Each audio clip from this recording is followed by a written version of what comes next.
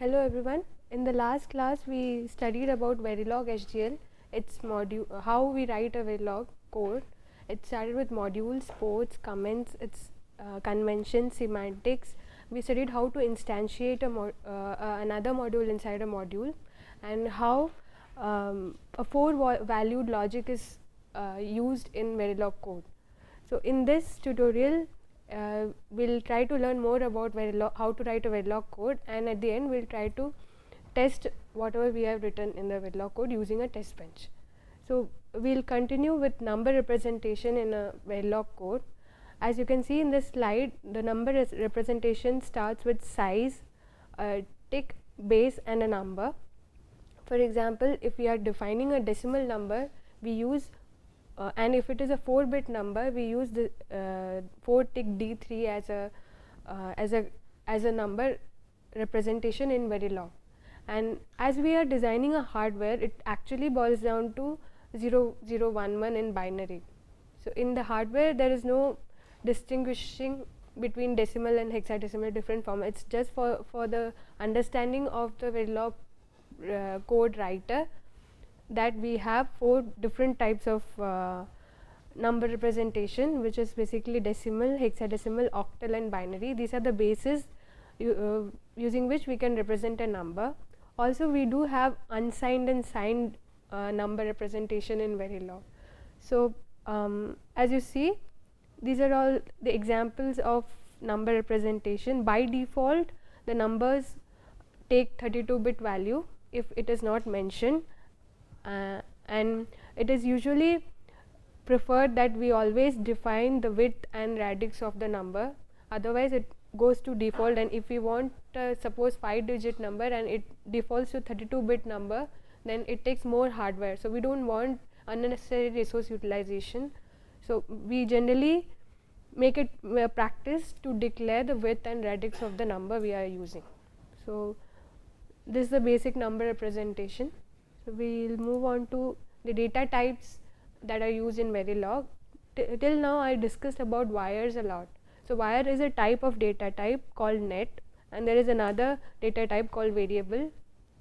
So nets and variables are generally physical connection or interconnection in a Verilog module, where we interconnect one module inside a top level module of Verilog using nets or variables. So variables are used to store some values, and nets are generally used for connecting one module to another module, like a single bit wire or a vector. So nets generally do not have a memory, and variables hold memories.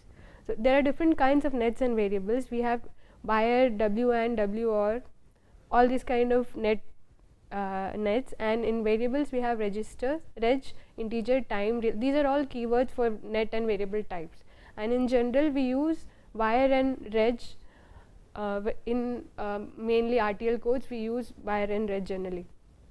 So that since we learned about 4-value logic, variables take by default x as their value if it is not initialized, and for reg also it's high impedance state, which is Z. So nets are by default Z. Nets are assigned Z by default if it is not initialized, and variables take the value x. So as I discussed earlier, a value can be signed or unsigned in data in Verilog code, and unless and until we have specified what it is a signed number, by default Verilog takes it as a unsigned number. And this is a syntax for declaring a signed value or value or a net or a variable.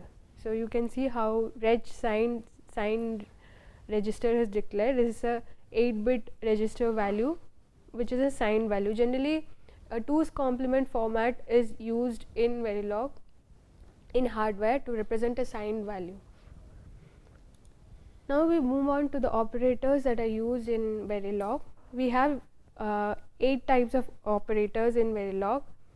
These are bitwise, logical, reduction, relational, inequality or equality, conditional, arithmetic and concatenation operators. So bitwise reduction and logical operators are the Boolean operators that we use in Verilog, and these are most commonly used. This arithmetic and conditional operator are not a Boolean operation. So I'll just give one or two examples of each of them for you to understand, and if you want to look it up more, you can look it up in a website called ASICworld.com. So since I have limited time, I'll just describe one or two of their examples.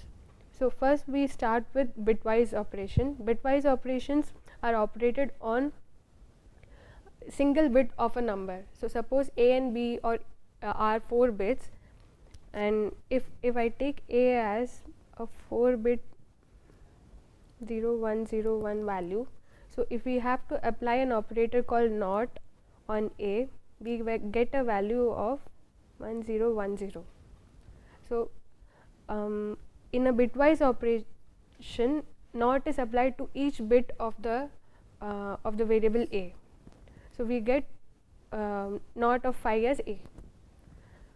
Similarly, A and B and or XOR and XNOR operations are applied on different operands in Verilog. We also have reduction operators, which are also a Boolean operation, wherein we get output as only 1 bit value, as opposed to bitwise operator, where we get, if we give an input of 4-bit variable, we get an output of 4-bit variable. In reduction operation, we get 1-bit value. So if we are applying so if we are doing AND of A and we have 4-bit 0101, we apply AND to each of the bits. So we AND 0 and 1, and then 0 and 0, and then 0 and 1, so we get answer as 1-bit 0. So 4-bit number is reduced to a 1-bit number when we apply a reduction operation. So that's why it's called a unary operator also, because we get an output of 1 bit. So reduction operators are again AND, NAND, OR, NOR, NOR and XNOR. In logical operation, we get an output of true or false. Like if the operands satisfy the condition, we get true or false as output. They are generally used in if and case statements, or to check some conditionality between two variables. So if we have a NOT of A in a logical statement, suppose 4 tick 0101, if this is equal to this, then we get 1 tick B0. But this is different from what we have defined in a bitwise operation. Here we have either false or a true output. So hope you understand what is the difference between these two. And if you take A and example, and B example, so if A can be any, like if it is 0101 and 1111, so this and this will come to 0, because we have 0 as, so we get false or true as output. So these are the logical operators, and in logical operators we also consider inequality operators. There are two kinds of inequality operators, which as you can see, double equality and triple equality. Triple equality operators are used for case X statements. Like if we have X in the inputs, at that time we use equality operators, triple equality operators. Also the conditional operator that we use is same as what we use in C. I think in C also we have a conditional operator. So if suppose some condition is true, then this value, the first value is executed, otherwise the second value is executed.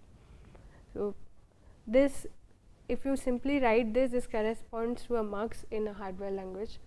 So this mostly used to infer a mux in hardware. And normal arithmetic operation, addition, subtraction, multiplication and power of a variable, division, modulus. Generally division and modulo operators are not synthesized into a hardware in a Verilog code. Next operation is concatenation. Here concatenation means that we add two variables, and for example, if we take a as take this and b as, then a concatenation b will become as a take. So this variable will become 8-bit. So a will be appended by b at the end. So this is what concatenation operator does, and the double concatenation operator is the replication operator, which replicates n number of times the value inside n. So b will be replicated n number of times. This is what replication operator means. So we have now somewhat covered the operators, and these are generally used in a behavioral type of model that we will discuss in some time. So I want to discuss a statement called generate statement, which we generally use in Verilog when we want to instantiate the same module several number of times. For example, if you see in this code, there is a 1-bit adder which I want to use to make an 8-bit adder. So I used generate block to instantiate more than one instances of the same adder. So generate statements are generally used to replicate the functionality of a particular module or function inside a Verilog code. So we have two types of generate statements, for generate and if generate, and the variables inside a generate statement is declared as gen var j, like how it is there in the slide, and if generate statement is generally a conditional use of hardware logic inside the Verilog code. So the statements inside a generate statement are executed concurrently. So if you synthesize this module, it will make an 8-bit adder instantiating 8 1-bit adder instances inside it. So this was about the generate statement. Next we will study the behavioral modeling. Behavioral modeling, as we have discussed earlier, it is the only model which describes the design in terms of its functionality. The structural modeling that we learnt earlier had the disadvantage of not allowing complex design to be designed using that kind of modeling. Behavioral modeling helps us to design a circuit in a behavioral way. Means we can use a high level language like English or C like language to describe the functionality of a circuit. So also the data flow modeling that we learned earlier had the disadvantage that the memory elements we were not able to design a memory element. So we overcome that in behavioral modeling, and we use concurrent and sequential elements inside behavioral modeling to design a hardware. So in behavioral modeling we have procedural blocks, which are mainly of two types, initial and always blocks, and we can have more than one procedural blocks inside a behavioral modeling code. So all procedural blocks that are instantiated that are there in a Verilog module works in parallel or concurrent way, and each of these procedural blocks have set of statements. So these set of statements are called procedural assignment statements, since they are used in a procedural block. So before going more into the procedural statements and all, I would like to discuss about ports and data types. We define ports and data types separately. Now we will see how it is related in a Verilog module. So if you see, generally we use the approach that the input ports are declared as nets and the output ports are declared as either nets or register, and the in-out ports are generally declared as net inside a module. And when we instantiate this module into another module, the input port can be connected with a net or register type variable, and output port can be connected to a net variable. Similarly, in-out port can be connected to a net variable. Verilog has a strange rule that the left hand side of an assignment statement in a procedural block has to be a register variable, whether it is a wire or a net or a register, it doesn't matter, but it has to be a register variable if it is inside a procedural block, like inside initial or always block. Sorry, not in initial block, only in always block. It has to be always declared as a reg type variable. So I spoke about initial and always block. So we'll just quickly see what are the differences in initial and always block. Initial and always blocks are used in a behavioral type of modeling. They have begin and end if there are more than one statement inside them. And initial block is generally used to initialize variables in a design, and they are used generally in test benches. Always blocks are used to describe the functionality of the system. Initial blocks terminates when there is when the control reaches the end, while the always block continuously runs according to the inputs and the sensitivity list. So initial blocks are not synthesized into a hardware, and in hardware always blocks are synthesized into a hardware according to the statements that are written inside it. Also, when there are multiple always blocks or initial blocks, they always execute in parallel, and if there are multiple initial blocks, they start at the same time, but the ending depends upon the statements that are inside in each initial blocks. So always block have a sensitivity list, and initial block doesn't have a sensitivity list. So if I take example of a always an initial block, so this initial block can be are generally used in test benches, as I have said. Though that's why I have not mentioned. We have not read about test benches yet, so I have not mentioned the code. So this is generally the design of an initial block. They have begin and end, and we have statements, assignment statements inside them.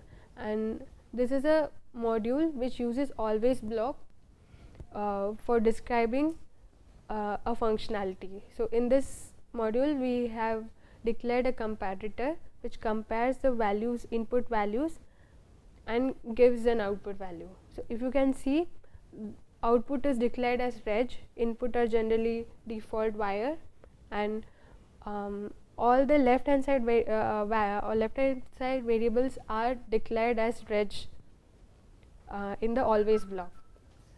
So I spoke about sensitivity list. Sensitivity list are the values that are there inside this bracket in the always block.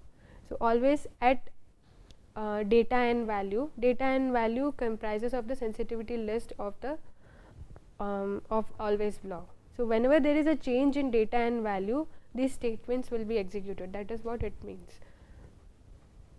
So this was an example of procedural blocks that we study. So I spoke about procedural assignment statements that are there in procedural blocks. So they are of two kinds: conditional assignment statements and loop statements. In conditional statements we have if, else and case statement, and in loop statements we have for, while, forever and repeat. Not all of these synthesize into a particular hardware. Generally we use if, else and case, and sometimes we use for with a predefined value, but while, forever and repeat are not synthesizable in hardware. So as you can see in this code, this is a code for 4:1 multiplexer which we studied earlier in structural modeling. This has been redesigned using conditional statement if and else. So if else statement, as you can see, can be nested, and it can be nested as many times as possible, and if you design it properly, it will infer a multiplexer.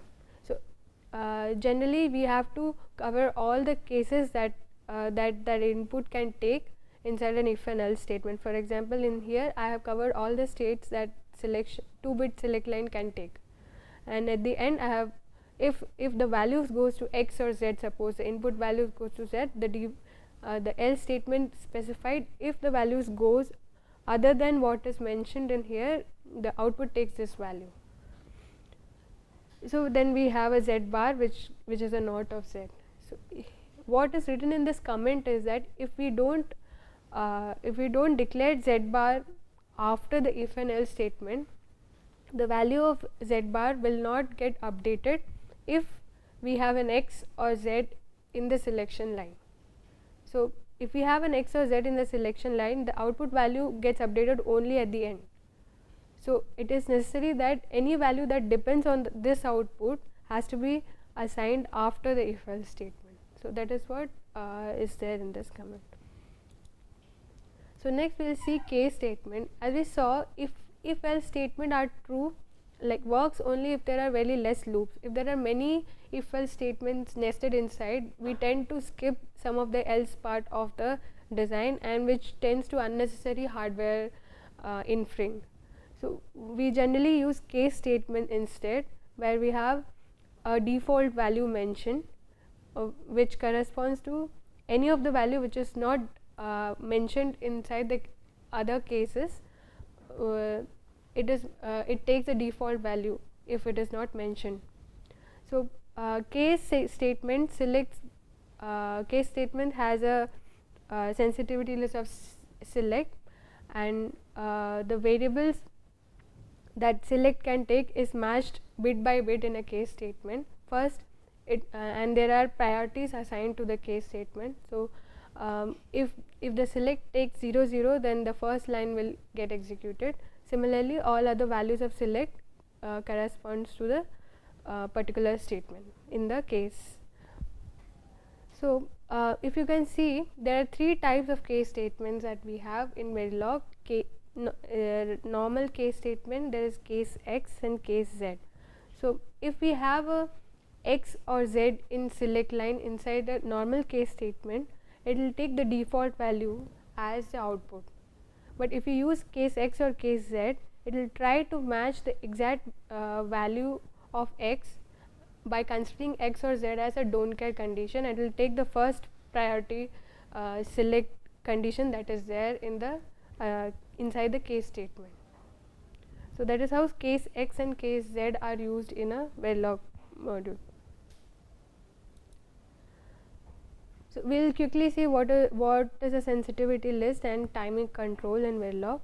So as discussed, sensitivity list is a expression that comes inside an always block statement. When we have an always at star mentioned in the design, the block is always executed when there is any change in the any input inside the always block statement, and always at some parameters, if we give register or net variable, then any change in the variables that is mentioned in the expression will only then only the always block will execute. And if we do not mention any sensitivity list inside the always block operates as a loop. It always executes. So this is what so sensitivity list has a very important role in using an always block. Now we come to timing control, which is used generally in test benches and in simulator, which will stop or delay the execution of a piece of code or a statement. So there are 2 kinds of timing control that are available in Verilog: delay based timing control and event based timing control. So if you can see, in delay based timing control, we have 2 kinds of delays: inter assignment delay and intra assignment delay. So I will give an example of how inter and intra assignment delays are used. So delay based timing control generally postpones the simulation time of a particular statement. So, if I have, for example, hash 10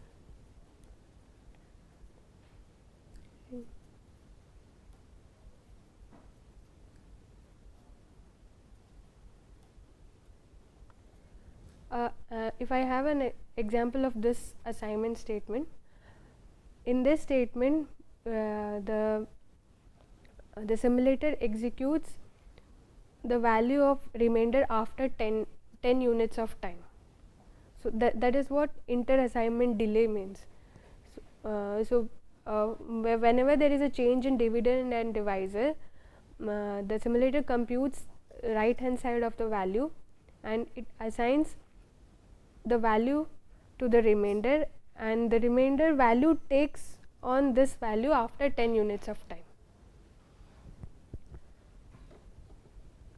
So, this is a inter-assignment delay, and if you take if I give you an example of intra-assignment delay, that will be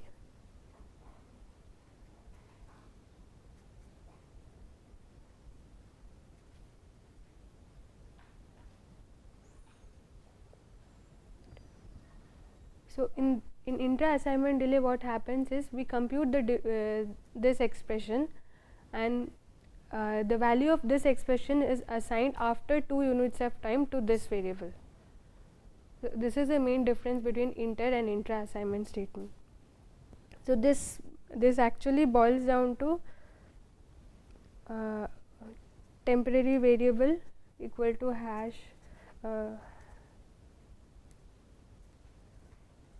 divisor, and then this temporary variable is assigned to the quotient after 2 units of time, something like this. Sorry, this is wrong. So, first this is calculated, and then after 2 units of time we get the value. The second type of timing control that we have is event based timing control, which suspends the simulation time for some time. For example, if you take an always block inside a simulator, it will suspend the value until the data or value is changed, or until we get an enable. So, wait is a kind of event based statement. We will now look at the basic structure of a test bench that is used in Verilog. So, if you can see, there is a model under test.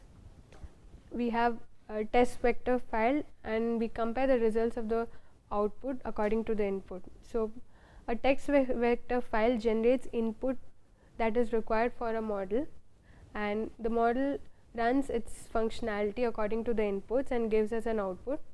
We compare the output with the expected result, and we get the result files. So, this is the basic flow of a test bench that is there in Verilog.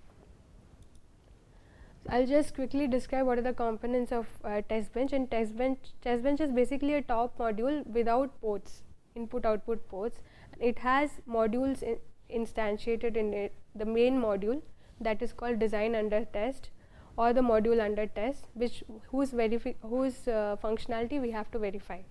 And we have input stimulus, and we display the output either through waveform or through some specified file. So, these are the basic components of test benches. There are 3 different kinds of test benches. First is that we only apply the stimulus and see the output in waveforms. Second is that we apply the stimulus and we get the results in some files, output results. And other is that we give the input, we get the output, and we compare the input output if it is correct or not, and display the results. So, these are the different kinds of test benches that we have.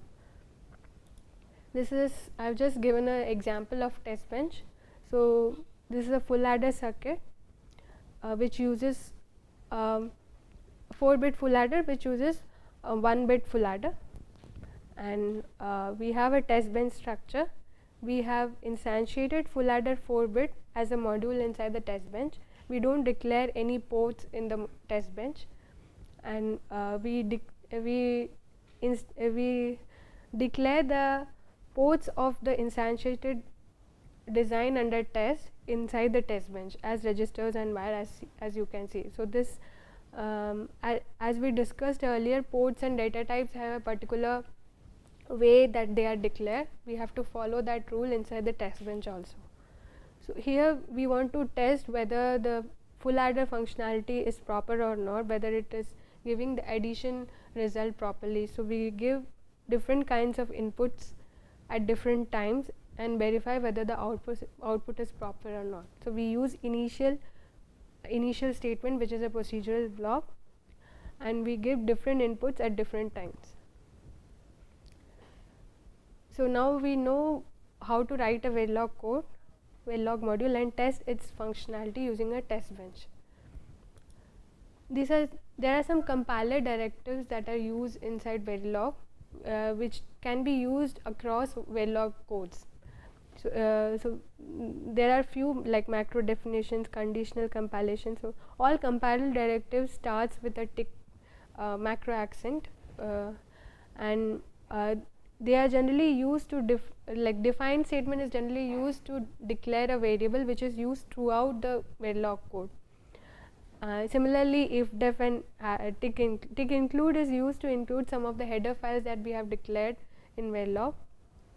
Tick timescale is used to mention the simulation time of a particular code.